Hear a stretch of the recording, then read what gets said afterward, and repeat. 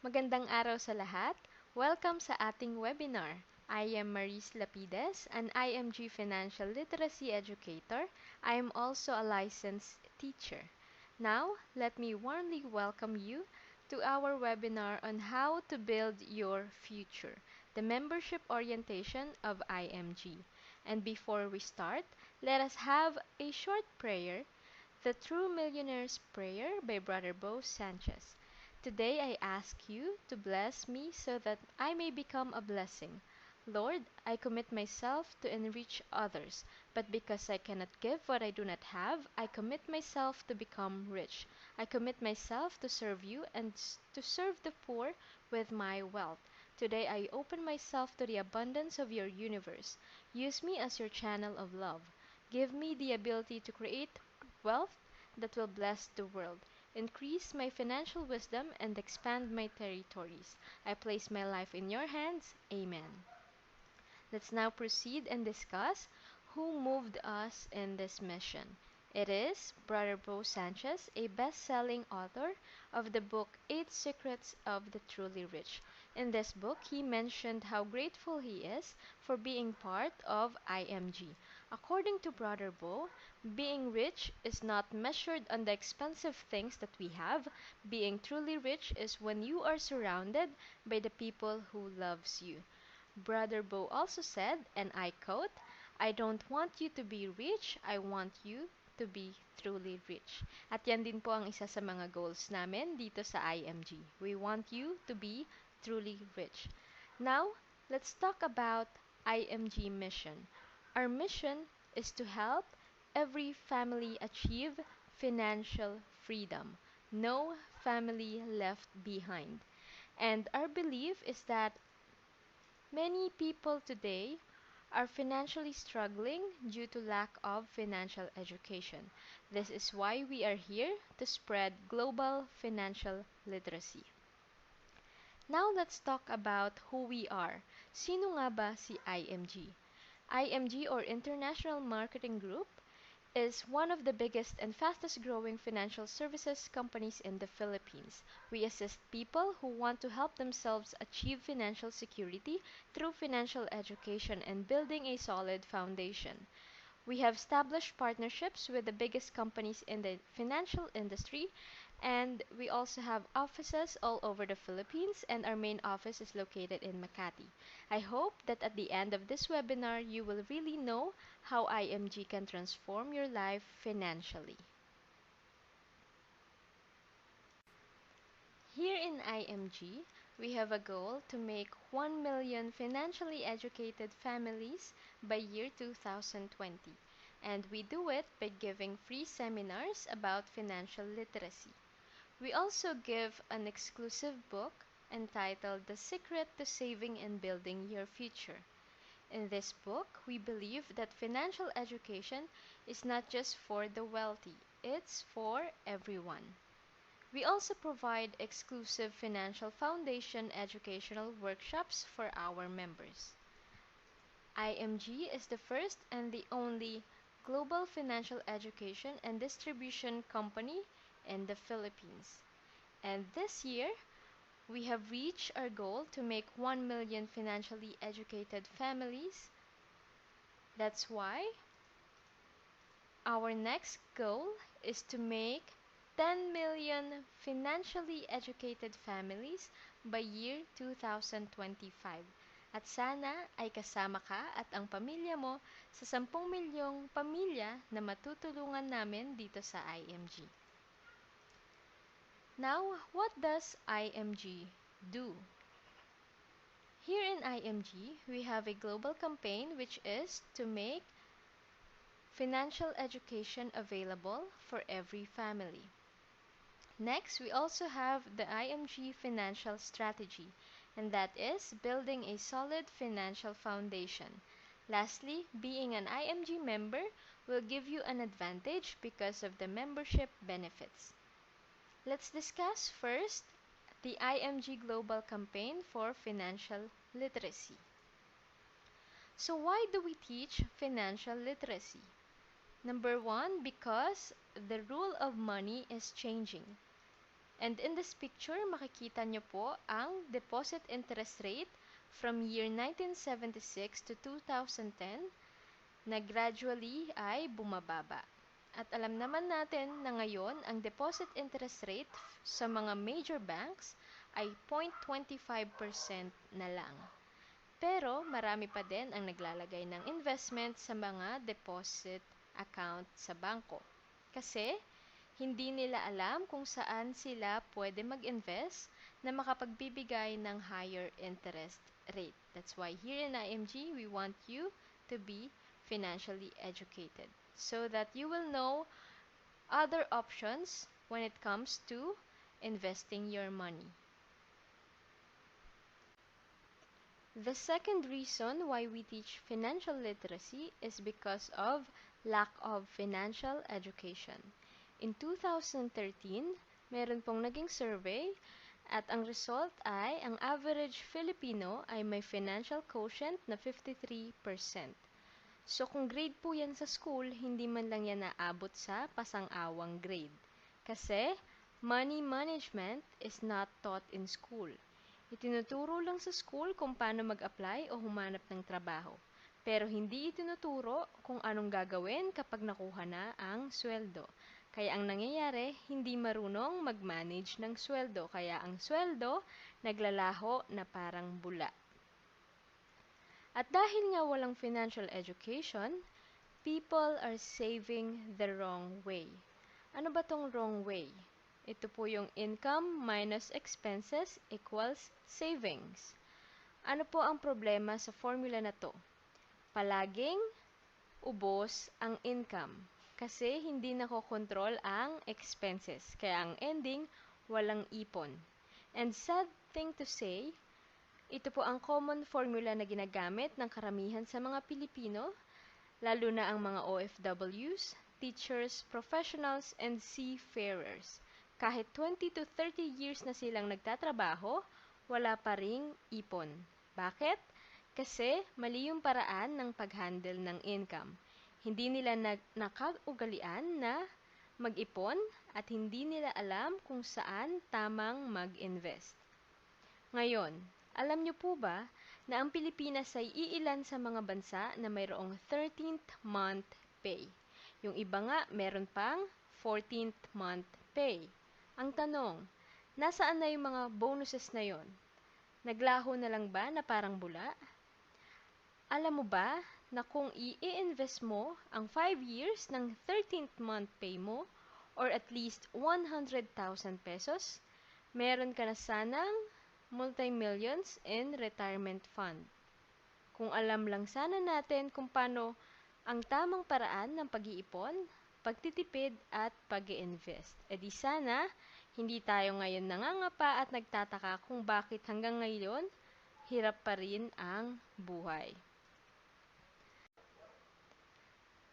At dahil nga po sa walang financial education at ang karamihan ay walang ipon, ang nangyayari po may mataas na utang o lubog sa utang.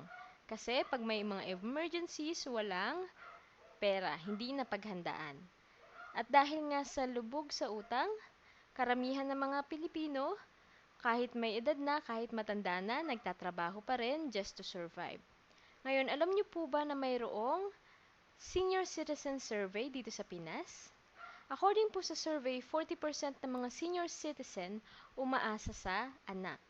Kayo ba pagtanda nyo, gusto nyo, aasa lang kayo sa anak nyo? Siyempre, ayaw naman natin ng ganun kasi iba pa rin yung may sarili tayong pera o income at hindi ka palaging nanghihingi na lang ng pera sa anak mo. Tandaan natin, ang mga anak natin ay hindi natin retirement plan. Next, sabi sa survey, 30% umaasa sa charity. Gusto nyo po ba pagtandaan nyo, makikita nyo yung sarili nyo nakapila sa PCSO o humihingi ng tulong sa mga politiko o nakikipagsisikan sa charity ward? Siyempre, ayaw din natin nun. Next, sabi sa survey, 20% ng mga Filipino senior citizen nagtatrabaho pa rin.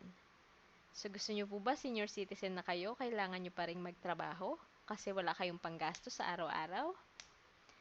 Next, 8% umaasa sa pensyon. Alam nyo po ba na ang pensyon ngayon ay hindi na po kasya pang maintenance ng gamot. Sa maintenance pa lang, ubos na ang pensyon mo.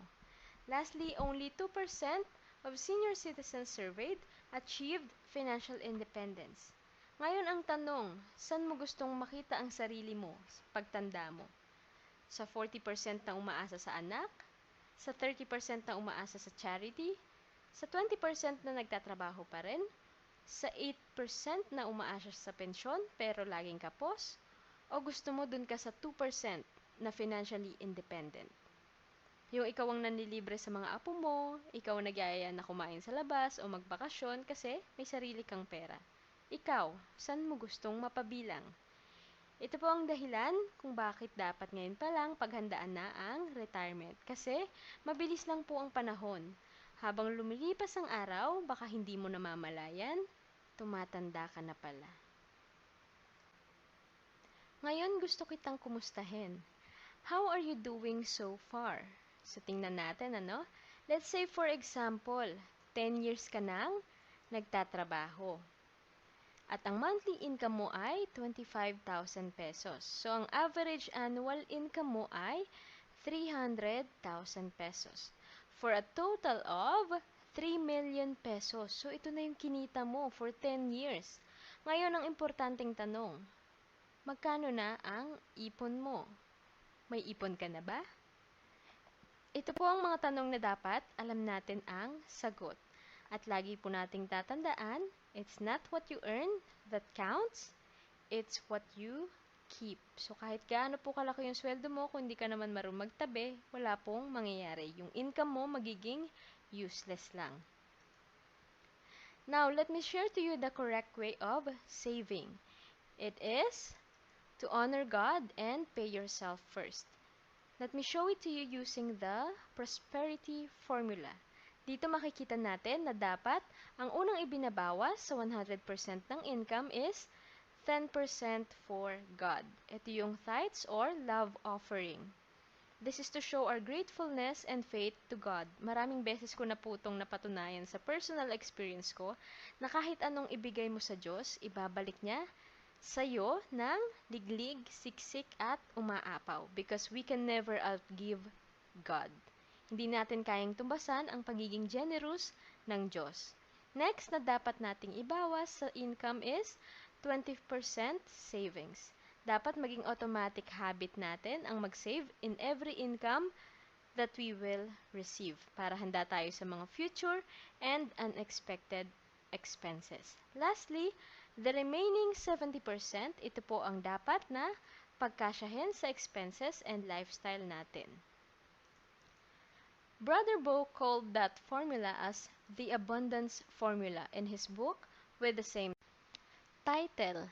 At sabi din po ni Lolo Warren Buffett, do not save what is left after spending, but spend what is left after saving. Kaya dapat po ipon muna bago gastos. Kasi kung walang ipon, walang magagastos.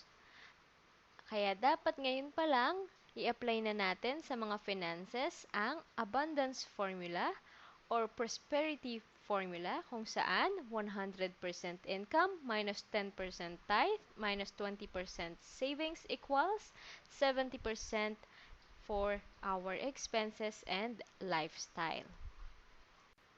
The third reason why we teach financial literacy is because we know that the cost of living is getting higher. So, bakit nga ba tumataas ang cost of living? Tingnan po natin, okay? Una, dahil sa expenses.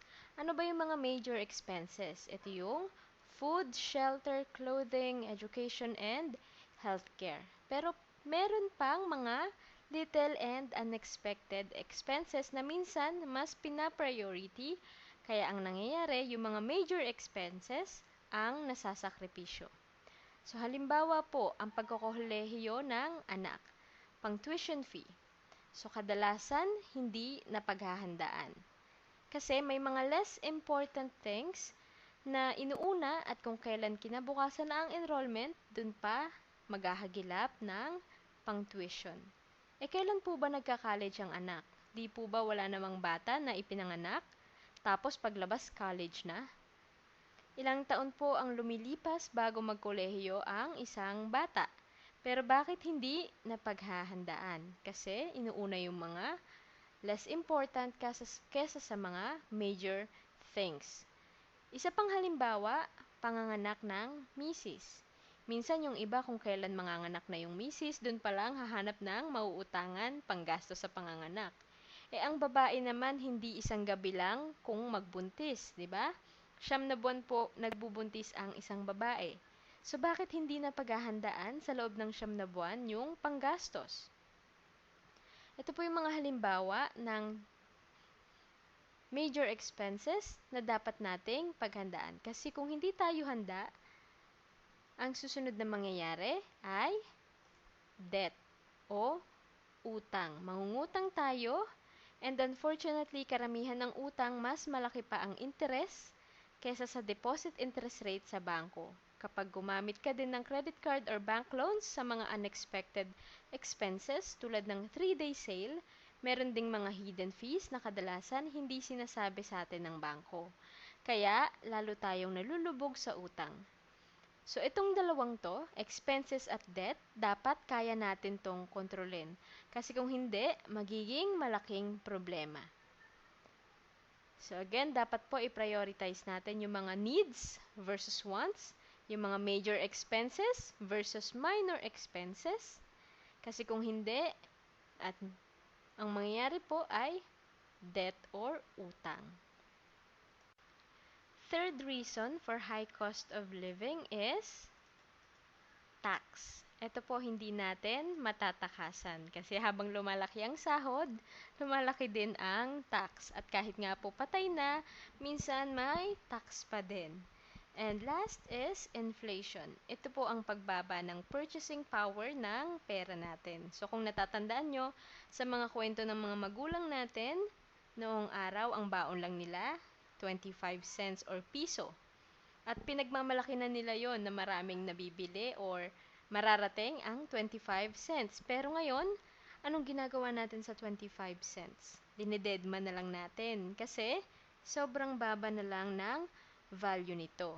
At dahil nga sa inflation, hindi din natin makokontrol ang pagtaas ng mga bilihin. Ang masaklap pa, mas mabilis tumaas ang mga bilihin pero ang sweldo hindi naman kaagad nagtataas. At dahil nga din hindi natin makontrol ang inflation at tax, alamin natin kung paano ba ito nakakaapekto sa atin. So dito makikita natin, for example, nag-save tayo ng 100,000 pesos. At ang interest per annum sa mga major banks ay 0.25%.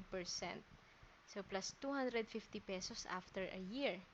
Kaso may tax pa at 20%. So, minus 50 pesos. So, ang net na lang natin is 100,200 pesos after a year. Kaso, merong inflation at 5% average per year. So, yung pera natin, nabawasan ng 5,000 pesos in value. Okay? In value.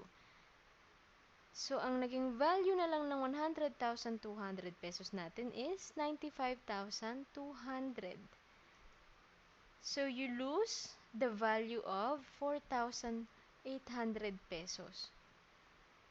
Okay? So, kung noon, maraming mabibili yung pera mo, mababawasan yung mga mabibili mo in the same amount. Okay? But less value. This is why we need to find investments that can beat the effects of our wealth enemies. This is why we must invest correctly, and that is what we teach here in IMG. Fourth reason why we teach financial literacy is because of uncertain labor market. So kung matatandaan nyo po, ang karaniwang payo ng mga magulang natin ay una, mag-aral ng mabuti. Then, pagka-graduate, humanap ng magandang trabaho na may malaking sahod.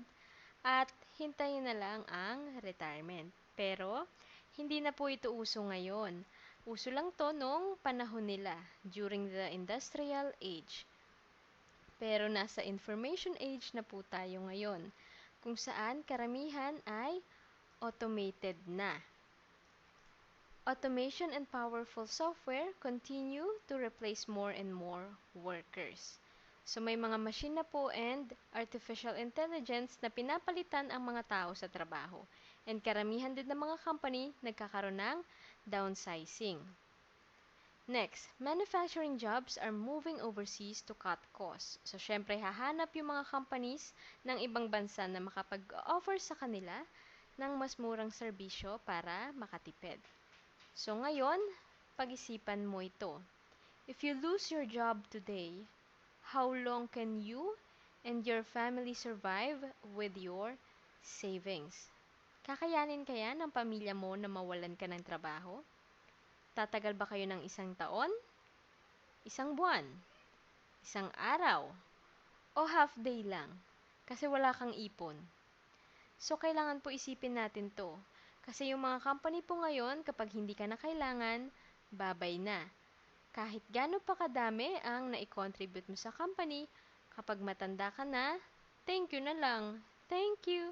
Next. At hahanap na sila ng next employee. So, this is the sad reality. At sa panahon din po ngayon, kapag natanggal ka sa trabaho, hindi rin ganun kadaling humanap ng trabaho. Hindi ganun kadaling matanggap sa trabaho. Kaya dapat ngayon pa lang matutunan na ang financial literacy. Fifth reason why we teach financial literacy is because people live longer today. So according to 2014 Filipino life expectancy, ang average age ng mga kalalakihan ay 70 years old. At ang average age naman ng mga kababaihan ay 76 years old. So kung magre-retire ka by the age of 60, meron ka pang more than 10 years to live. Kaya, kailangan meron kang retirement fund and senior health care. Kasi, kung wala nito, pwede kang magkaroon ng malaking problema. At hindi mo lang ito problema. Problema rin ito ng buong pamilya mo. Kasi kapag nagkasakit ka, sinong mamomroblema sa panggastos? Ang pamilya mo, ang mga anak mo. At dahil nga problema to, maaaring maranasan ng pamilya mo ang financial crisis. Sa tuwing magkakasakit ka at mahuospital. At masama mang pakinggan, you can become a burden to your family. Maaari kang maging pabigat sa pamilya mo. Bakit? Kasi pagtanda mo, kung aasa ka sa mga anak mo, ang magiging unang kaagaw mo sa pera ng anak mo ay ang sarili mong mga apo. Kasi pagtanda mo, yung anak mo, syempre, magbe-build na yan ng sarili niyang pamilya, mag-aasawa, magkakaanak. So may mga responsibilities na yan. Gusto mo ba makikiagaw ka pa? Gusto mo ba na yung ipangbabayad sana ng tuition fee ng apo mo ay mapupunta sa pambayad ng pagpapa-ospital mo? Gusto mo ba na yung pambili ng mga bagong gamit sa school, damit at sapatos ng apo mo mapupunta sa pambili ng gamot mo? Gusto mo ba na yung mga apo mo ang aagawan mo ng komportableng buhay? Sana hindi. Sana sa halip na pabigat ay pagaanin natin ang buhay ng mga anak natin kapag tumanda na tayo.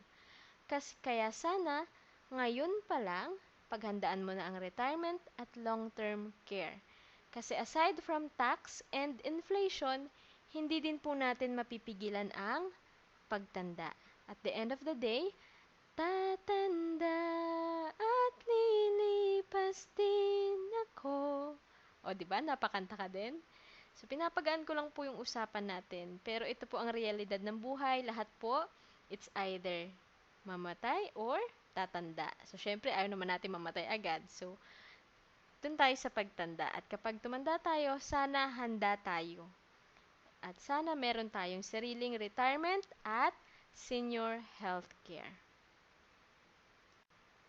Ngayon, i-discuss naman natin ang X-curve. Dito merong dalawang linya. The red line shows the responsibility line and the green line shows the wealth line. Dito makikita natin ano ba ang dapat maging takbo ng buhay natin. So sa simula, ngayong kabataan natin, mga young adult, dito madami ang ating mga responsibilities kasi nagsisimulang bumuo ng sariling pamilya. At ang mga major responsibilities natin, food, shelter, clothing, education, healthcare, and loans. And syempre, para matugunan yung mga responsibilities na to, kailangan meron kang source of income. And usually by this time, ang income natin is active income, wherein you work hard for the money. Nagtatrabaho at nagpapakapagod tayo para kumita ng pera. Para sa pagtanda naman natin, sana malaki na ang savings natin. Kasi syempre, kailangan pa rin natin ng food, shelter, clothing, at kapag may big savings, makakatulong pa tayo sa pagpapaaral ng apo at mababayaran din ang utang. At ang pinaka-importanteng responsibility natin sa pagtanda ay yung healthcare. Kasi dito na po lumalabas ang napakaraming sakit kapag matanda na. So by this time, minsan hindi na kayang magtrabaho. Pero dapat may income pa din. Kaya dapat nakapag-establish na ng passive income wherein money works for you. So ano ba yung example ng passive income? Ito yung kahit di ka na magtrabaho, may income ka pa rin. Kikita ka pa rin. Halimbawa, rental properties. So sana ganito ang takbo ng buhay natin. Habang tumatanda, nababawasan ang responsibilities at lumalaki ang wealth. Kasi po, in between life, there is if. So, ito po yung mga major what ifs sa buhay ng tao. Una, what if you die too soon? So, paano pag kinuha ka kagad ni Lord? Paano na yung pamilyang maiiwan mo? Maaari ba silang malubog sa utang dahil sa pagkamatay mo? Ang asawa mo, makakayanan niya ba na itaguyod ang mga anak nyo? Ang mga anak mo, makakapag-aral pa ba sila? Kapag hindi ito napagandaan, magiging malaking problema ng pamilyang maiiwan mo. Kaya dapat iniisip natin ang future nila. We need to protect our family. And the solution, if we die too soon, is insurance. Dapat may income replacement or instant money that your family can use if you die too soon. Pangalawa, what if you live too long? Normally, 60 years old ang age retirement sa Pilipinas. Pero paano kung mabuhay ka hanggang 80 years old? So that's additional bonus of 20 years sa buhay mo. At mahabang panahon po ang 20 years. So kung wala ka ng trabaho o hindi mo na kayang magtrabaho, saan ka kukuha ng panggastos mo for 20 years? So tingnan po natin ang last two words na to. Too long. Hihingi ka na lang ba lagi ng tulong sa mga kakilala, kaibigan o kamag-anak? Aasa ka na lang ba lagi sa mga anak mo? Dito, you need to protect yourself. You need to have your own source of passive income. And the solution here is you need to have investments. You need to have money for your hospitalization and medical expenses. You need to have long-term healthcare. So dito sa X-curve, makikita natin that a person's responsibilities should generally decrease and a person's wealth must generally increases over time. At para mabawasan ang responsibilities at mapalaki ang wealth sa pagtanda natin, kailangan ngayon pa lang makapag-build na tayo ng solid and strong financial foundation. Now, one more reason why we teach financial literacy is because we believe in what Robert Kiyosaki said. He is the author of the book Rich Dad, Poor Dad. He said, "Money without financial intelligence is money soon gone." A good example here is yung mga nanalo sa loto. So, 'di ba, after a few years, naghihirap na ulit sila. Bakit? Kasi hindi nila alam kung saan dadalhin ang perang napanalunan nila. Because they don't have financial intelligence.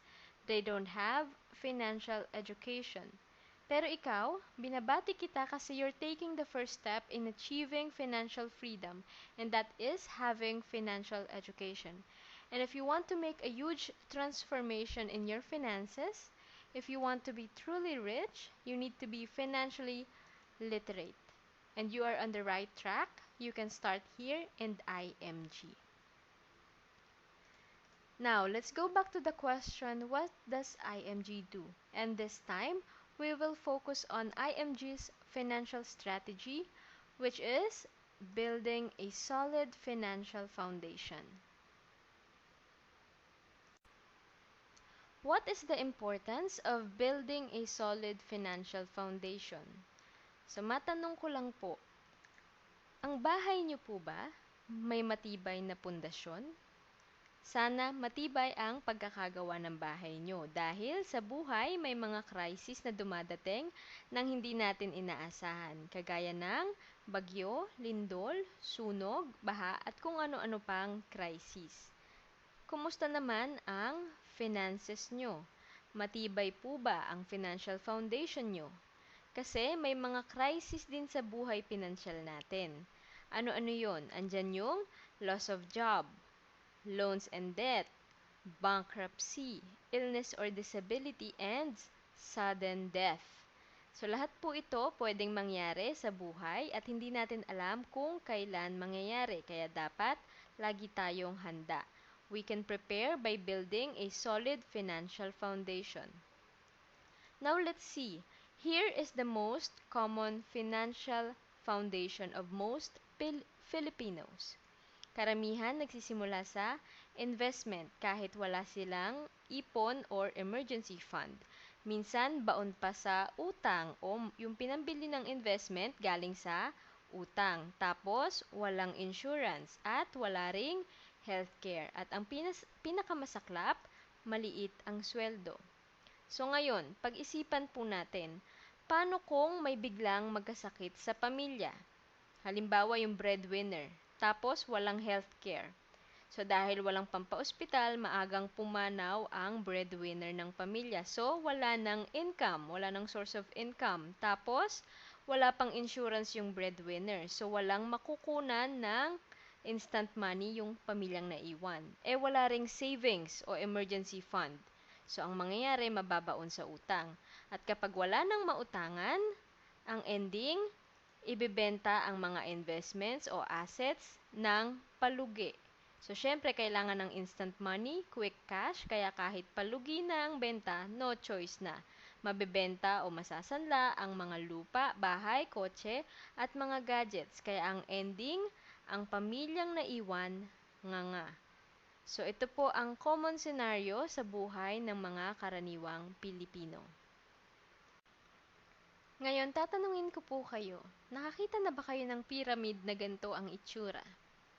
Wala pa, hindi ba? Kasi pag ganito itinayo ang pyramid, hindi matibay, hindi stable. So, konting sanggilang, pwedeng matumba at gumuho. Another question, nakakita na ba kayo ng bahay na itinayo na nagsimula sa bubong? Wala pa, hindi ba? Dahil ang tamang pagtatayo ng solid and strong foundation ay simula sa baba, papunta sa taas. Ganon din po dapat sa financial foundation natin. Dapat magsimula tayo sa baba, bago sa taas. Ngayon, alamin naman natin ano ba ang solid financial foundation. So, dito po, dapat meron kang healthcare. Kasi napakamahal po magkasakit ngayon. At dapat kung magkakasakit, yung pampagamot hindi galing sa utang. Next, kailangan din ng insurance para in case of sudden death, lalo na kung yung breadwinner ang kunin ni Lord, may panggastos at instant money para sa maiiwang pamilya. Next, dapat marunong mag-manage ng debt or utang. Kung mangungutang man, make sure you know the difference between bad debts and good debts. Dapat yung utang gagamitin sa mga bagay na kikita ka para may pambayad ng utang. Next, you need to have emergency savings or emergency fund for unexpected but important expenses. Ngayon, kapag meron ka na ng apat na to, tsaka ka palang dapat magsisimulang mag-invest para protected din yung investments mo. So, in case may magkasakit, healthcare muna ang magagamit. In case may mamatay, meron kang instant money for insurance. Hindi ka kagad mababaon sa utang kasi in case of emergency, meron ka ding savings. Kaya hindi mag-shortcut sa pagbebenta ng mga investments mo. At syempre, para may pambili ka ng healthcare, ng insurance, pambayad ng utang, at para may maipon at pambili ng investments, you need to first increase your cash flow. Dapat meron kang active and passive income. So this is the correct order of priorities. This is how you should build a strong and solid financial foundation. Now, if you really want to have a change in your finances, you need to start with your mindset. Ang tao po merong money mindset. At dalawa po ito. Una, merong poor mindset. Ito po yung mga tao na inuuna ang gastos bago ipon. Kaso, lahat ginagastos. Kaya ang ending, walang ipon. Next, they consider healthcare and insurance as an expense. So, hindi nila nakikita yung importance ng pagkakaroon ng healthcare at insurance. Next, they work hard for the money. Isa lang ang source of income, yung trabaho lang nila. Kaya pag nawala ng trabaho, namomroblema na. Next, they think that money is evil. Dahil sa kapapanood nila ng mga teleserye, kung saan palaging masamang tao yung mga mayayaman, ayaw na tuloy nilang yumaman. Kasi iniisip nila na kapag yumaman sila, baka sumama din ang ugali nila. O baka maging masama na ang tingin sa kanila ng ibang tao. Mali rin yung pagkakaintindi nila sa Bible verse na money is the root of all evil. So, iniisip nila, it is money that is evil.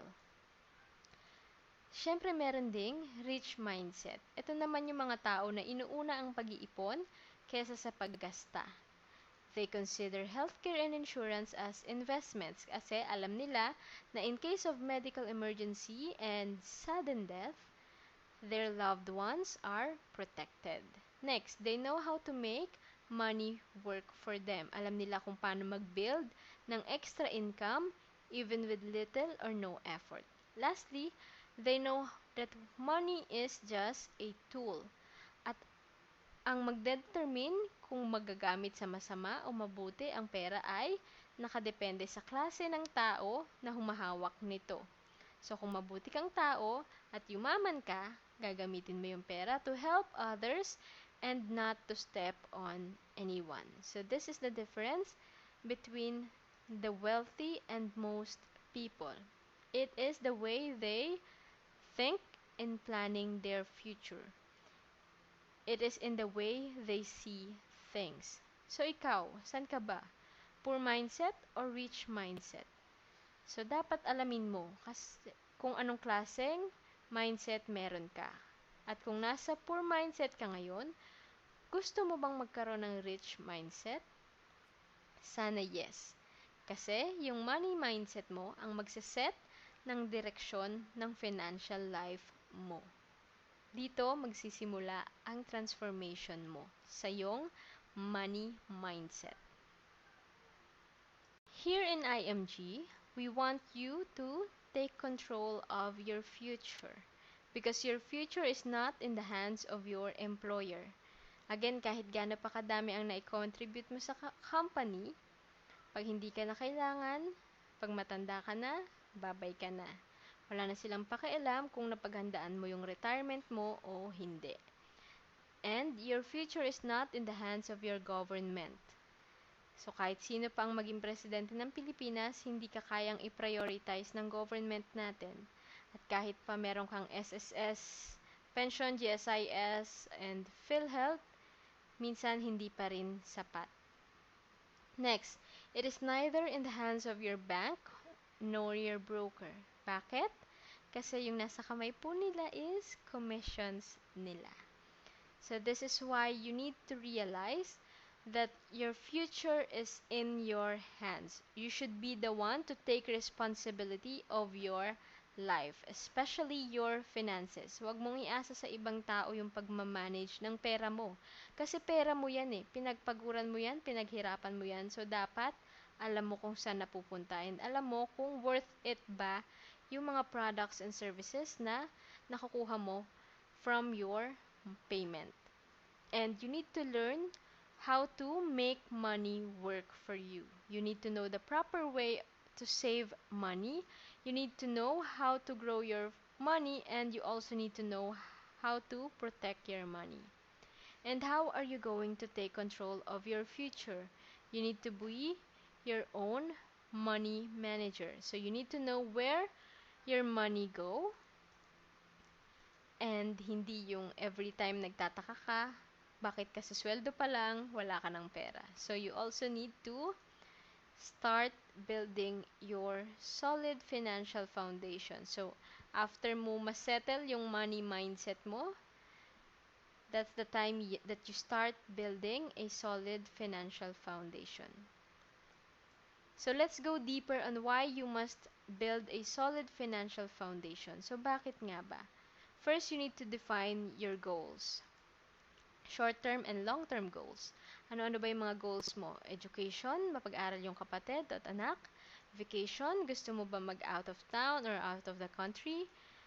Para hindi naman puro bahay at work lang ang yung travel mo? O pangarap mo magkaroon ng sariling bahay at lupa? Para hindi ka na magre-renta? Gusto mo ba ng sarili mong sasakyan? Gusto mo ba ng happy and secure retirement? Or gusto mo rin ng senior healthcare? Sana ito yung mga goals mo in life. So, if you want to reach your goals, you need to have a solid financial foundation. Second reason to consider why you need to build a solid financial foundation is for you to have peace of mind. At para magkaroon ka ng peace of mind, dapat meron kang proper preparation. Ano yung dapat mong paghandaan? Andyan yung house repair. So, syempre, kapag may bahay na, minsan nagkakasira dahil sa mga hindi inaasahang calamities. Next is car repair. So, syempre, kung may kotse ka din, minsan nagkakasira. Kaya dapat may panggastos sa mga biglaang sira ng bahay at sasakyan at hindi kukuha sa utang. Next is loss of job. So, hindi din natin alam kung hanggang kailan lang tayo kailangan ng employer natin. Kaya dapat may ipon para makasurvive pa din tayo at ang pamilya natin. Dahil sa panahon po ngayon, hindi na din ganun kabilis makahanap o matanggap sa trabaho. Kailangan din paghandaan natin ang medical emergencies at sudden death. Okay? Kasi hindi po natin to maiiwasan. So, lahat po tayo nagkakasakit, lahat po darating ang araw na mag-e-exit sa mundong ito o makaka-experience ng death sa family. At sana kung dumating man ang mga unfortunate challenges na ito sa buhay, handa tayo. Now, I have a question. Why do we only rest in peace? Why don't we live in peace? So, bakit kailangan magkakaroon lang ng peace kapag patay na? Bakit hindi tayo magkaroon ng peace habang nabubuhay tayo? Hindi ba mas masarap mabuhay pag meron kang peace of mind? Masarap mabuhay kapag alam mo na whatever happens, you are prepared and your family is protected. Now, let's talk about the 6 steps to build a solid financial foundation. First, we need to increase our cash flow.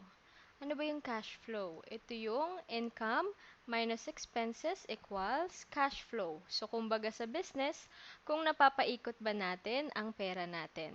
Let's have an example.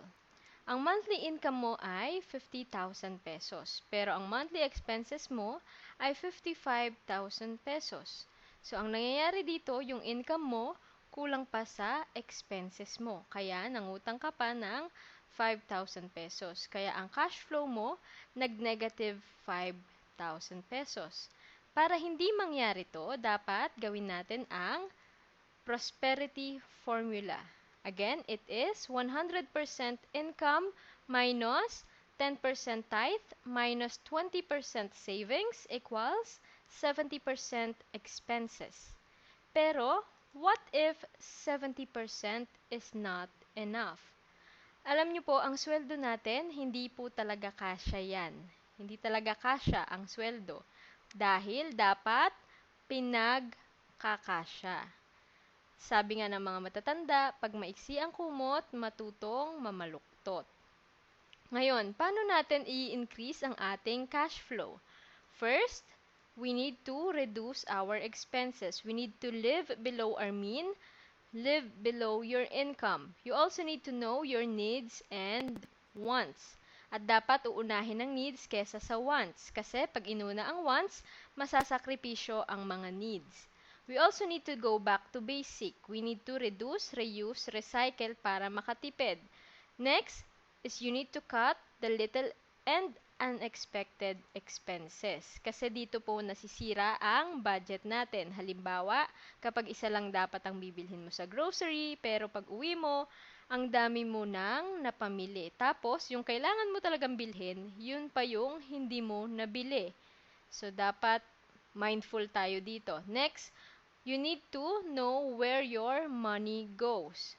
Dapat alam mo kung ano ba talaga. Dapat na mo monitor mo. Dapat alam mo kung may purpose ka ba o forma lang. Ano ba yung gusto mo unahin? Milk tea o paghandaan ng poverty? Tandaan natin, the goal here is to be rich, not to look rich. Sina Mark Zuckerberg at Bill Gates nga, di ba? Mga multi-billionaire pero simple lang kung manamit. So please, don't go broke by trying to look rich. Ngayon, i-discuss natin ang wealth calculator. Dito makikita natin kung bakit napaka-importante na unahin ang needs kesa sa wants para makatipid. At kapag nakatipid ka, hopefully makakaipon ka. Kasing maiipon mo, kung alam mo lang kung saan tamang i-invest, lalago ang ipon mo over time. So halimbawa, meron kang 1,000 pesos savings monthly. Hindi ka nag-Starbucks, hindi ka nag-milk tea, hindi ka nanood ng sine o kumain sa labas, nakatipid ka ng at least 33.3 pesos per day. At kapag yung 1,000 pesos monthly mo, ilalagay mo sa investment na makapagbibigay ng 4% interest rate per year. After 30 years, meron kang 600,000 plus. Paano naman kung nailagay mo yung 1,000 pesos mo sa 8% interest rate per year? So, after 30 years, meron kang 1.4 million pesos. What if sa 10% rate of interest investment mo naman na ilagay ang 1,000 pesos mo? After 30 years, meron kang 2.1 million pesos. Paano naman kung matutunan mo yung tinuturo namin dito sa IMG na investment na makapagbibigay sa'yo ng 12% annual average interest rate?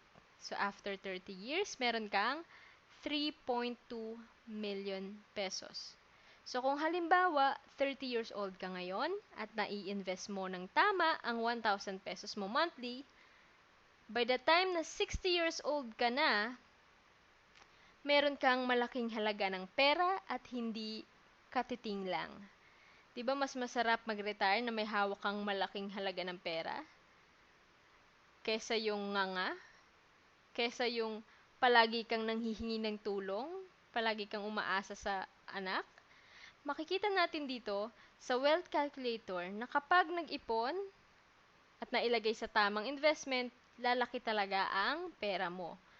At makikita din dito na kapag mas malaki ang ipon mo ngayon, syempre, mas malaki din ang paglago ng pera mo pag nag-retire ka na. So, sana dito ma-encourage ko kayo na magtipid para makaipon at makapag-invest ng tama. Second way to increase your cash flow is to increase your source of income. So kung meron kang isang trabaho, normally dito sa Pilipinas, 8 hours ang trabaho, plus 2 hours OT or yung 2 hours na pupunta sa biyahe sa pagpunta sa trabaho at sa pag-uwi sa bahay. Tapos yung 7 hours na pupunta sa pagtulog natin. So minsan nga yung iba, 4 to 6 hours lang yung tulog pero okay na sa kanila yon. So after ng working hours at sleeping hours, meron pa tayong remaining 7 hours spare time. So lahat po tayo merong 24 hours a day. Ikaw, saan mo ginagamit yung spare time mo? Sana sa free time mo, pumapasok ang pera at hindi lumalabas. Sana yung free time mo, kumikita ka at hindi gumagastos. Sana sa free time mo, hindi nauubos sa kaka-scroll down sa Facebook, kaka-follow sa mga artista sa Instagram at Twitter, o sa kakalaro ng online games. Alam niyo po, okay lang mag-Facebook, okay lang mag-Instagram, okay lang mag-online games kung kumikita ka dito. Pero kung hindi, ubos oras lang. Ano po? Sayang lang yung oras mo. Kaya dapat nating pina-follow yung mga dreams and goals natin kaysa i-follow ang buhay ng ibang tao. So let's start following our dreams and achieving our goals before following other people's lives. Alam niyo po sa panahon ngayon, napakarami ng pwedeng part-time job online na available dahil sa internet. Pwede ka ding magsimula ng business about your passion. So kung magaling ka magluto, pwede ka magbenta ng ulam, cakes, cupcakes, anything. You can sell clothes online. Napakarami na pong pwedeng sources of income. You just need to realize that the best time to build your wealth is during your spare time. So, lagi po nating tatandaan, time is money, but money can't buy time. So, tandaan po natin, ang oras na nawala ay hindi na maibabalik pa. Tsaka araw-araw po, patanda tayo ng patanda, hindi tayo pabata. Now, if you want to know more about increasing cash flow, you can attend our exclusive for members Financial Educational Program Workshop 1, Increase Your Cash Flow. The second step to build a solid financial foundation is for you to get a healthcare. At dito sa IMG, we recommend Kaiser Ultimate Health Builder through Kaiser International Health Group. Kaiser is the first name in healthcare and they have inpatient services, short-term, long-term, and senior care. Let's now answer the question why you need to have a healthcare. Alam niyo po ba na karamihan sa mga Pinoy ay meron ng life plan? So wala pong masama dito, pero bakit inuuna na paghandaan ang mga final expenses? Di ba, bago natin ma-meet si Saint Peter, mamimit po muna natin si Saint Luke. Opo, karamihan sa atin bago mag-exit sa mundo ay nagkakasakit muna o naaaksidente. At kapag nagkakasakit o naaaksidente, nauospital. Pero paano kung wala kang pangpa-ospital? Ang mangyayari, mapapabilis ang pag-exit mo sa mundo at mapapabilis ang pag-meet mo kay Saint Peter. So, gusto mo ba yon? Gusto mo ba na magamit mo agad yung life plan mo? Kasi wala kang healthcare. So, kapag tinatanong po tayo kung gusto natin mapunta sa langit, alam ko lahat tayo magtataas ng kamay. Pero, sigurado po ako na walang gustong mauna pumunta sa langit. Tama? So, bakit inuuna ang mga final expenses, kagaya ng life plan at lupa sa sementeryo? So, dapat unahin muna ang healthcare. Para pag nagkasakit o naaksidente, may pampa-ospital. At hopefully, gagaling at makakauwi sa pamilya. So, di ba, makakasama mo pa ng matagal ang pamilya mo. Hindi yung mapapabilis ang pag-meet mo kay Saint Peter. Kaya dapat meron kang healthcare.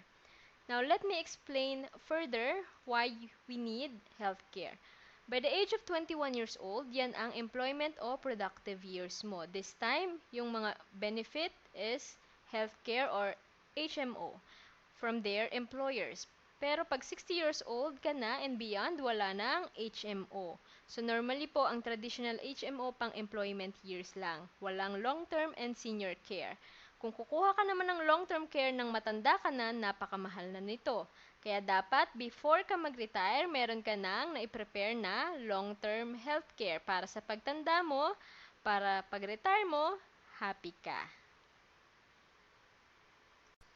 Let us now discuss the difference between short-term care and long-term care. Sa short-term care, you need to pay yearly. At yearly, pwedeng tumaas ang babayaran mo. Sa long-term care, you just need to pay for 7 years at same amount lang ang ibabayad mo, hindi magtataas. Ang short-term care o HMO ay bigay ng employer mo habang nagtatrabaho ka para sa kanila. Ang long-term care, bigay mo sa sarili mo para may magamit ka kahit hindi ka na nagtatrabaho. Ang HMO pinapagamit sa'yo kung kailan hindi ka sakitin at hindi mo na magagamit pag nag-resign o natanggal sa trabaho. Ang long-term care for lifetime use. So magagamit mo lalo na kapag matanda ka na, kung kailan lalabas na lahat ng sakit mo sa katawan at hindi mo na kayang magtrabaho. Ang HMO, kapag hindi mo nagamit, hindi mo na mababawi yung binayad mo. So, parang pinaparusahan ka pa sa pagiging healthy mo. Pero sa long-term care, lumalaki ang pera mo kapag hindi mo nagamit. Kaya pag healthy ka, parang reward pa nila sa iyon. Now, another reason why you need long-term care is because it is the solution to the question, what if you live too long? So, pagtanda mo ba, you will not get sick? So, hindi. Kasi pagtanda dyan, palalabas lahat ng sakit. Pagtanda mo ba, you can rely on our government to take care of you? Hindi din. Kahit pa may PhilHealth and pension ka, minsan kulang pa din. Pagtanda mo ba, your children can take care of you financially? Malamang po hindi. Kasi pagtanda natin, yung mga anak natin, bubuo na rin sila ng sariling pamilya. Magkakaroon ng mga sariling responsibilities. Ngayon, gusto mo ba dagdag ka pa sa responsibility ng anak mo? Tsaka pag nag-asawa ang anak mo, yung magiging manugang mo ba? Mabait kaya? Mahal ka kaya? Papayag kaya na bibigyan ka ng financial tulong? Next, pagtanda mo, can you bring your company's HMO in retirement? Syempre, hindi rin. Now, if you love yourself and your family, you need to have a long-term health care. Why? Because a lot of families' finances breaks down because of an illness of a loved one. So, tandaan po natin, isang sakit lang po pwedeng maghirap ang buong pamilya kapag hindi sila handa financially. Kaya dapat may sariling healthcare. Dito sa IMG, gusto namin na ready ka in all aspect of your finances. That's why we recommend the Ultimate Kaiser Health Builder. This is 4-in-1. So, di ba, tinalo pa niya yung kape na 3-in-1. So, this one, it has the 4 cornerstone of a good healthcare. Meron itong short-term and long-term healthcare na pwede mong magamit ngayon o sa pagtanda mo. Meron din tong kasamang term insurance. At kung hindi mo naman magamit ang healthcare, your money will grow over time. Kaya investment din ito. At pag nag-mature na ang plan, yung investment mo ay pwede mong i-withdraw at magamit as emergency fund or sa kahit anong pagkakagastusan mo. Kaya dito pa lang sa Ultimate Kaiser Health Builder, mabubuo mo na agad ang 4 major financial foundation na kailangan mo. Healthcare, insurance, emergency fund, and investment. To learn more about healthcare, you can attend our exclusive for members financial educational program workshop for retirement planning and wealth preservation. Maaari nyo ring abangan ang next webinar ko tungkol sa Ultimate Kaiser Health Builder. Now, the third step to build a solid financial foundation is to ensure proper protection or life insurance. This is the solution to what if you die too soon. Siyempre, kung maaga tayong kunin ni Lord, ayaw natin na maiiwan sa pamilya is puro utang o puro problema. As much as possible, sana kung maaga ka mag-exit sa mundo, at least maayos ang kalagayan ng mga taong maiiwan mo. So, pag-isipan natin to. Most people have good protection on their houses and cars, but few have enough for their loved ones. So, bakit nga ba ganun? Pag kumukuha ng insurance ng bahay at kotse, ang kinukuha yung same value ng bahay at kotse. So, kung 1 million yung bahay, kukuha ng 1 million na insurance.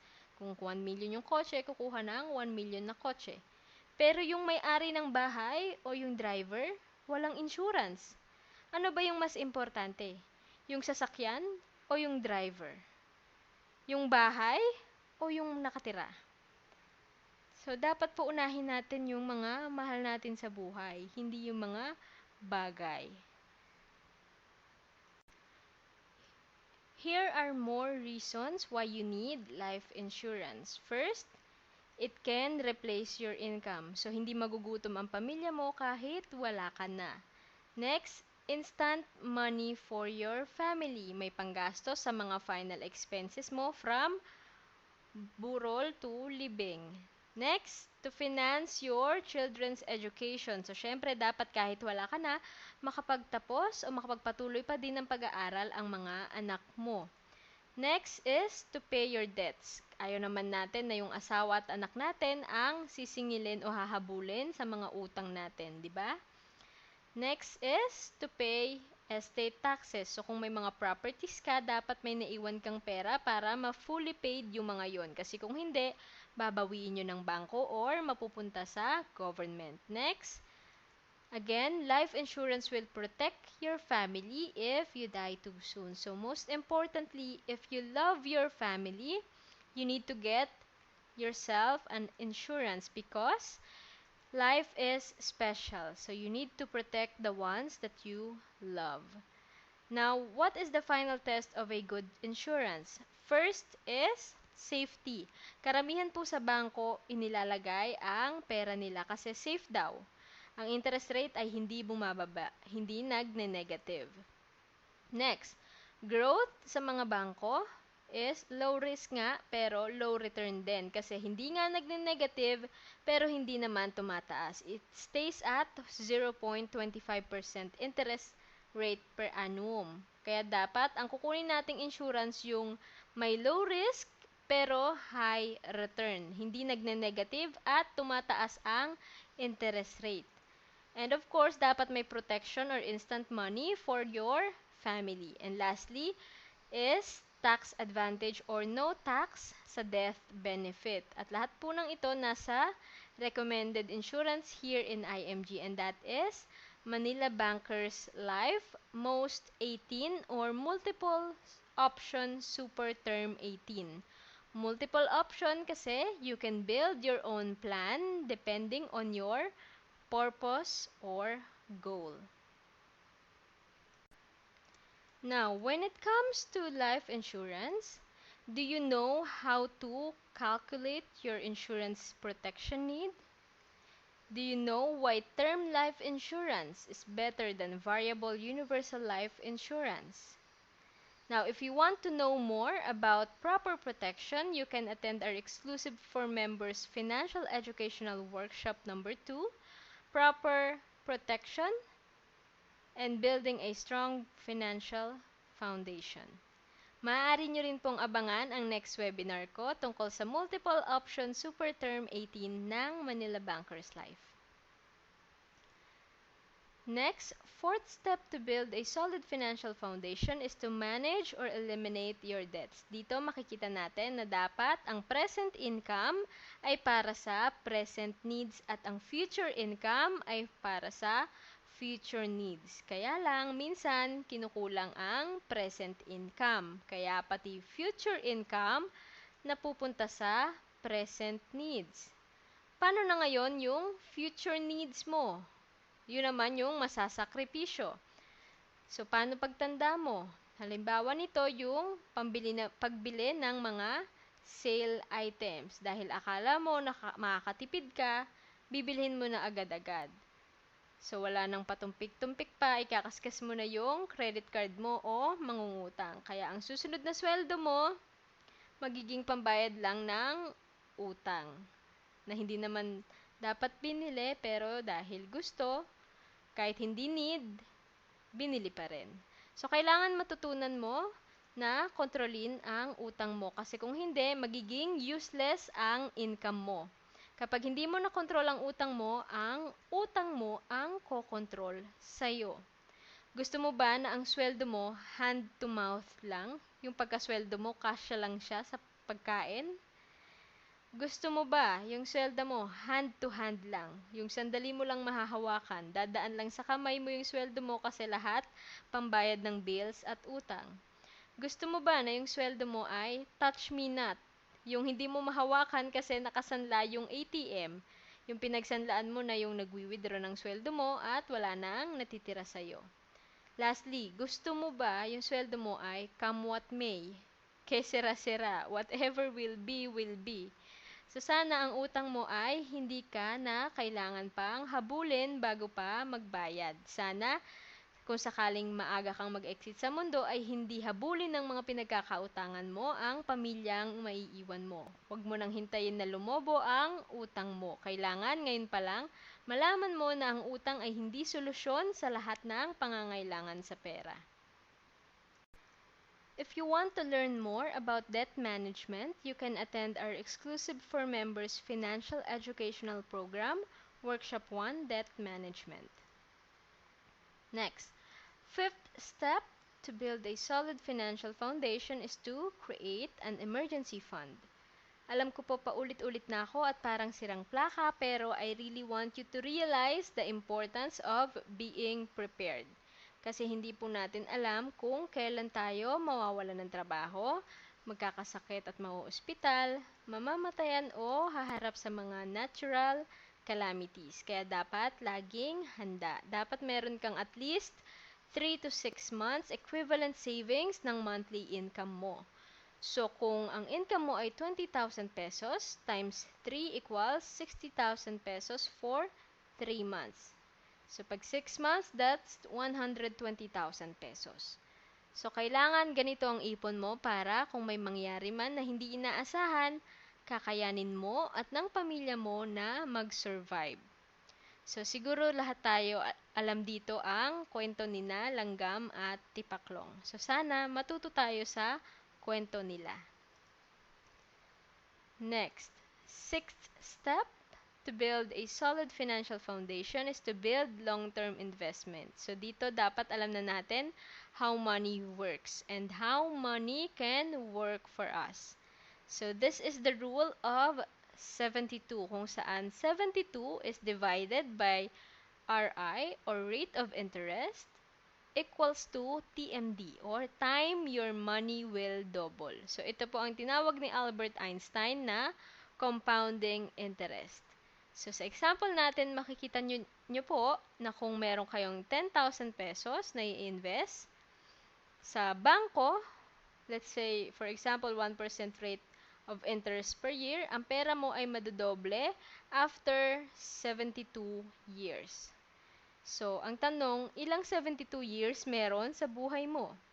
Kaya sana may invest mo yung 10,000 pesos mo sa mas mataas na rate of interest para mas mabilis madoble ang pera mo. So, pag sa 4% interest, madodoble ang pera mo every 18 years. Sa 6% interest, madodoble ang pera mo every 12 years. Pero pag natutunan mo ang 12% interest rate investment na tinuturo namin dito, your money will double every 6 years. So, syempre, gusto natin mas mabilis madodoble yung pera natin. When it comes to building a long-term investment, do you know what investment could give you a 12% annual average rate of interest? Do you know how mutual fund works? Now, if you want to know more about investments, you can attend our exclusive for members financial educational program, Workshop 3, Building Wealth and Asset Accumulation. Now, here in IMG, we want you to choose investments, not scams. Now, how do you know if it is a scam? They offer guarantee. There is urgency to register, conspiracy theories, and really bad investments advice. So why do people get into scam? Because of lack of financial education and some people want easy money. So now I hope na dahil nag-attend ka ng webinar na to ay hindi ka na maloloko ng scam. Now let's go back to the question, what does IMG do? This time let's focus on the IMG Advantage or the IMG membership platform. Ano ba yung pagkakaiba ng traditional sa IMG platform? So, traditionally, yung mga financial services, binibili natin sa mga agent, bank, and broker. But here in IMG, you are your own financial manager. So, let's take a look closer. Sa traditional industry, kapag ikaw ay bumili ng investment, like mutual fund and healthcare, and insurance, dadaan ka sa bank, broker, or agent. At sila yung kikita ng commissions from the product that you buy. And usually, malaking percentage ng binabayad mo na pupunta sa commission nila. But here in IMG, we believe in a new world of possibilities. IMG believes that we are now in the era of the informed consumer and the do-it-yourself world. Kaya dito sa IMG, ikaw ang makakakuha ng komisyon ng mga financial services na kukunin mo. And aside from that, napakaraming membership benefits na binibigay ng IMG. And let me discuss them one by one. First and foremost is lifetime financial education. So dito pa lang malaking tulong na ang IMG sa mga gustong matuto about managing their finances. Nagbibigay ang IMG ng mga free financial seminars, meron ding mga exclusive financial books and financial workshops. So kung ang tuition fee nyo nung college every sem is 15 to 30,000 pesos, dito sa IMG ay napakaliit lang ng tuition fee for your financial education. Next is free financial check-up. Gusto namin aware kayo sa personal financial status nyo para alam nyo kung ano ang kailangan nyong itama o baguhin sa paghawak nyo ng pera nyo. Next is Associate Financial Planner Certification Program.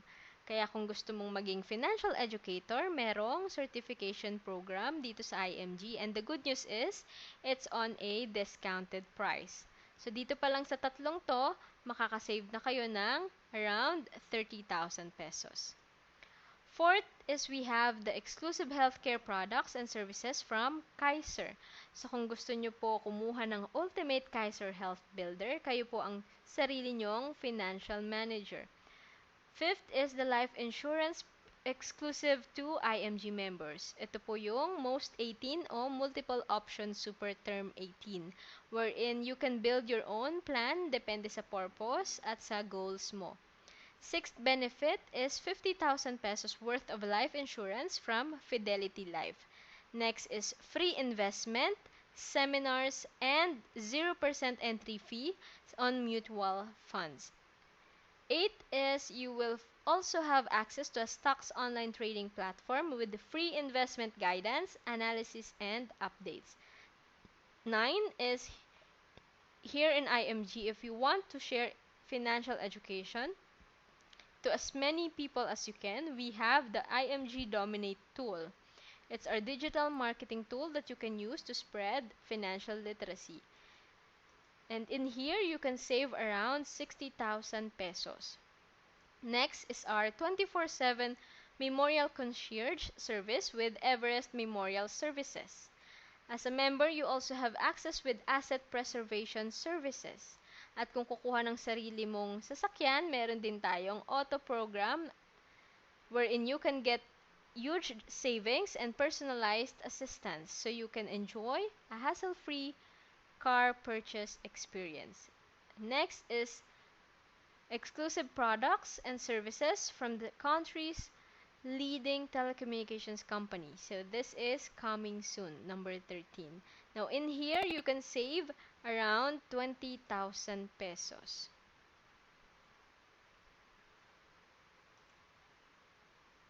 Another benefits are discounts from non-life insurance like car insurance, travel insurance, fire insurance, personal accident, bond, and marine cargo. Kapag kukuha din kayo ng bahay, may members discount din from real estate companies like SMDC, Ayala Land, DMCI, and Vista Residences. Next is special discounts on memorial lots and interment packages from Haven of Infinity Memorial Garden. There are also discounts on special courses like online marketing, passive selling, book writing, and building funnels in real estate. Meron ding exclusive discount on tuition and course fees sa Informatics College, and in here, you can save around 20,000 pesos. Here in IMG, we also care for your vision as well. So we have free IMG and Kaiser frames. IMG also cares for you and your family's health. Kaya meron ding free unlimited consultation for members and discounted medical services for members and your immediate family. You also have access to ozone therapy at members' price. So in here, you can save more than 20,000 pesos. And here in IMG, we also give rewards kapag nakikipag-partner po kayo with IMG and you decided to be in the financial industry. You can have your own business, the business of helping people. You can also travel the world because of IMG. Dito sa IMG, your effort will be rewarded and appreciated. At para sa mga marketing directors, senior marketing directors at executive members ng IMG, meron pa kayong free HMO coverage. So kapag po ginawa niyong business ang IMG, you can achieve the income that you want depending on your effort. Ang IMG po is a one-stop shop. As an IMG member, you have access and discounts from major financial providers. So, dito makikita nyo yung mga major financial providers natin sa healthcare, life insurance, investments, real estate, general insurances, and iba pang allied services. Now, let's have a quick summary ng mga natutunan nyo sa webinar na to. Una, shinare ko po sa inyo ang IMG Global Campaign for Financial Literacy. So, bakit namin tinuturo ang financial literacy? Una, dahil sa rule of money is changing. So, kung matatandaan nyo po, diniscuss natin kanina, in the 1970s, mataas pa yung deposit interest rate, pero bumaba ito na bumaba up to now na naging 0.25% na lang. Next is lack of financial education. So, dahil nga walang financial education, people are saving the wrong way and because of lack of saving, nababaon sa utang. Next is high cost of living. So, kapag walang savings, pero madaming expenses at baon sa utang, that's the high cost of living. Next is uncertain labor market.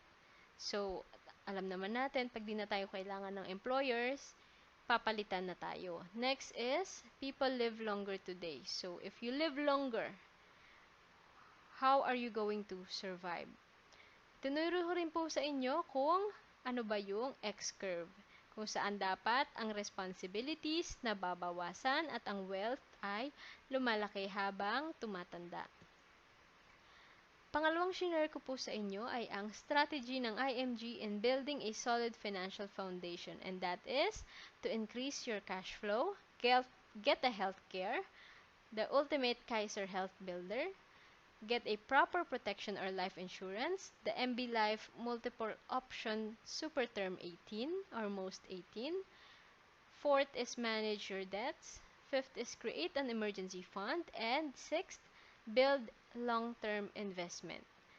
So, pangatlong shinare ko po sa inyo ang IMG Advantage or Membership Benefits Platform. kung saan ang mga IMG members ay may lifetime financial education, exclusive access to major financial service providers or one-stop shop benefits. Meron ding mga special discounts on courses or tuition, and IMG members can have their own business in the financial industry. Ngayon, alam ko po na gusto nyo nang i-apply ang mga natutunan nyo, kaya narito ang mga action steps na dapat nyong gawin. First is partial financial checkup. So, kailangan alamin mo kung kumusta na ang kalagayan mo financially. Next, be an IMG lifetime member for as low as 4,500 pesos one-time payment. Napakalaki na po ng matitipid nyo, may exclusive access at napakaraming benefits pa ang mai-enjoy ninyo. Third is to start building a solid financial foundation. So you need to get yourself a long-term health care. And what we recommend is Kaiser Ultimate Health Builder. Next is protect your loved ones and get MB Life Most 18. And also invest in mutual funds. And if you want to make IMG your business, you can start sharing financial education to people you care about. So, syempre, ayaw naman natin na tayo lang yung yayaman, di ba? O aasenso sa buhay. Kasi kung tayo lang, yung mga kakilala natin ang mangyayari, tayo ang magiging utangan nila. At alam naman natin ngayon kung gaano kahirap maningil ng utang. At marami na ring relasyon ang nasira dahil sa utang. Kaya kung hindi mo sila mapapautang, tulungan mo na lang sila na yumaman din at umasenso katulad mo. Para lahat tayo maging maayos ang finances. Now, alam ko na nag-attend ka ng seminar nito dahil gusto mong mabago ang financial aspect ng buhay mo. Pero para magkaroon ng transformation ang finances mo, kailangan meron kang right financial education and action. So ngayon, ginawa ko na ang part ko, in-educate na kita about financial literacy. And it is time for you to do your part. Nasa sayo kung anong gagawin mo sa mga natutunan mo ngayon. Kung dededmahin mo lang o kakalimutan o gagamitin mo to take action. Kasi kung hindi mo i-apply yung mga natutunan mo at kung wala kang gagawin, maaaring makalimutan mo lang lahat ng sinabi ko. At lilipas na naman ng ilang araw, buwan at taon na walang nangyayari. Walang mababago sa buhay kung hindi ka aaksyon ngayon. Huwag sanang maging useless ang pag-attend mo ng webinar na ito. Sana ay magkaroon ka ng transformation sa finances mo. Ngayon, sa buhay po, meron dalawang options. You can enjoy now and suffer later, or sacrifice now and enjoy for the rest of your life. So, tandaan po natin, kung gusto natin maabot ang goals natin, dapat may determinasyon, disiplina at konting sakripisyo. Now, I hope that you will choose to break the culture of spending now and worry later. And I pray that you will be financially literate. Sana rin pagtanda mo, hindi kita makitang nakasimangot dahil namumroblema ka sa pera. Sana ngayon pa lang mapaghandaan mo ang pagtanda mo at magkita tayo na nakangiti ka dahil gusto ko, happy ka. I hope that this webinar helped you to realize that your future is the result of your actions today. And I hope that you catch the vision, share the mission, and join our financial education campaign. Join IMG, the best mission-driven business in the world. At sa mga gusto pong mag-register, you may check these links and explore your options with IMG. For IMG membership registration, you can go directly to the first link or simply type in 202002ph.imgcorp.com and just click the Be an IMG Member Now button. At sa mga gusto po malaman ang sample Kaiser quotation, yung pangalawang link po, or just simply type in 202002ph.imgcorp.com/quote/Kaiser. And for IMG Turning Point Success Stories, you can use the third link. At sa mga gusto po kumuha ng proposal for Manila Bankers Life Most 18, you can reach me through my email address mars01.online@gmail.com. Again, it's mars01.online@gmail.com. And you can also reach me through my Facebook and Instagram. Now, for those joining in IMG, I'd like to be the first to welcome you here in IMG, your total financial solution. At ito po ang mga exclusive education classes for 2019 and meron din po tayong mga IMG business classes for 2019. At ang Big 3 po natin or IMG founders ay mapapakinggan at mapapanood nyo every Saturday 5 a.m. to 6 a.m. sa Kape at Salita segment ng DZMM. Dito tinatalakay nila kung paano baguhin ang mga maling paniniwala tungkol sa pera. And again, these are the links that you can use for joining IMG and for a sample quotation of Kaiser. And pwede nyo rin po akong kontakin sa aking personal email for most 18 proposal. And you can also reach me through Facebook and Instagram. Again, the links for joining IMG is 202002ph.imgcorp.com. And for Kaiser proposal, it's 202002ph.imgcorp.com/code/Kaiser. And for most 18 proposal, you can just email me through mars01.online@gmail.com. This is the end of our webinar. Kung may mga tanong pa po kayo, pwede niyo po akong i-message through my Facebook and email. Maraming salamat sa oras mo at sa pakikinig. Sana marami kang natutunan at sana ay i-apply mo ang mga natutunan mo sa iyong buhay pinansyal.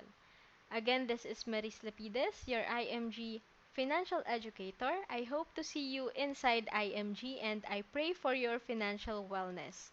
Abangan mo rin ang aking mga susunod na webinar tungkol sa Kaiser at sa Most 18. So, thank you and God